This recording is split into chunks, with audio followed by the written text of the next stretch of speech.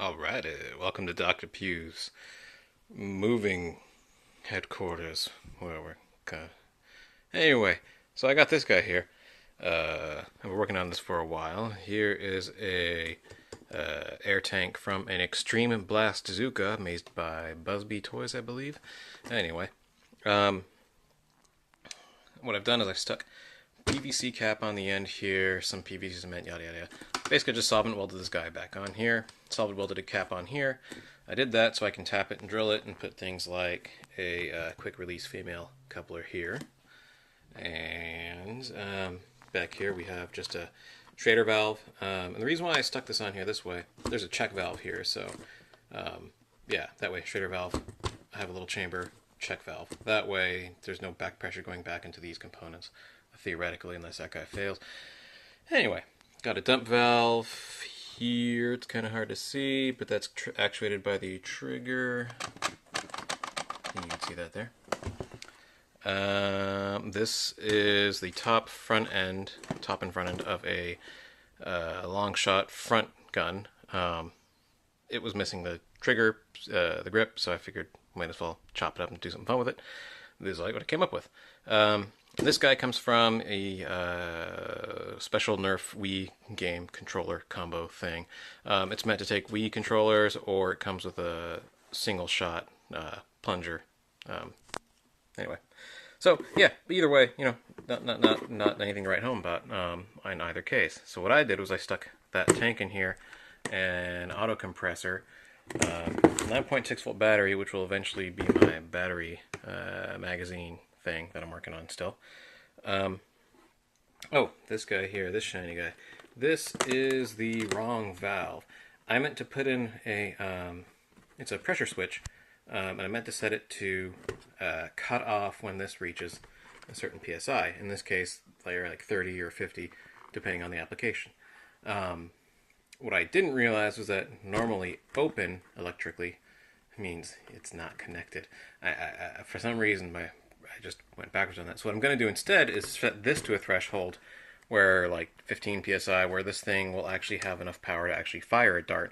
That way it'll be kind of an indicator to say it's ready, it's primed, and it's to a point where it's actually ready to fire. Otherwise, like 15 psi, 10 psi, 10 psi is enough to launch a dart, but barely. Anyway, yeah, so for that, I actually have a normally closed guy here that I'm going to install top side right in here. That way, I can install just a little, I can just glue in a little Allen wrench, stick a little knob on that, and that way I can actually have a knob up top where I'd be able to, you know, just turn it for how much pressure I want in the tank. And yeah, I'll be able to monitor that with this pressure gauge here. And that'll actually be cut into the shell eventually and, you know, sit flush and actually look pretty and not just sit jangly, dangly. And again, yeah, this battery's not going to be hanging out like that. For now, I just put an LED for giggles. So let's just charge her up to, let's say, 30 psi for a single shot dart. That's about right. For a single shot.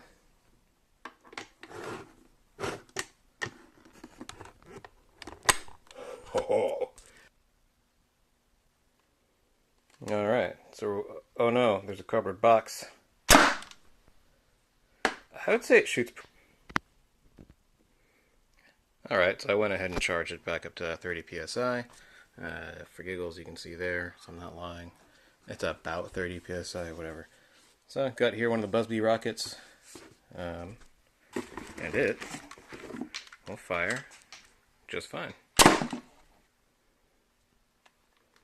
Here's a Nerf rocket at 40 psi. Here's one at 50 psi. And here's one that I actually don't know how much power is behind it, because the gauge only reads up to 50, and I ran the needle all the way to the point where it doesn't go up anymore. So, and then I stopped it immediately. So this is probably, you know, maybe 60, 70, somewhere around there. Out. Alright, so, you know, what to showcase next, I will show you the shotgun guys. And eventually, there's a pump grip that originally went on here. You can even see where the sun-faded areas are. etched into the plastic. So yeah, that's where that pump grip normally went. That usually fired a shot out of here, but the thing's garbage. It has a reverse plunger, it's tiny, it's just not worth trying to beef up. So what I'm going to do instead is feed electricity through here in the form of just like a plug, so that if I have a peripheral that I plug into here that wants air power for whatever reason, and here that needs electricity power for whatever reason, then I have it. My idea is that in here I can attach the front end of a rival Apollo blaster, because I took the spring out. So right now it's just an empty shell, but with otherwise a perfectly good blaster. So I'm going to chop that up, stick this guy in here for air power to launch the actual balls, and then use the electrical port here to run a motor to actually cycle each ball, because I'm only needing about 3 centimeters of travel. I could probably get away with using a solenoid as long as I use some kind of a little, like an extension arm, like some sort of lever to just get a little, make up for that travel. But anyway, we'll get there later. Point is, I want to showcase the shotgun rounds here. So these are from the Nerf Maverick. What you'll find these, you're pretty much guaranteed to find at least one in every Goodwill in America.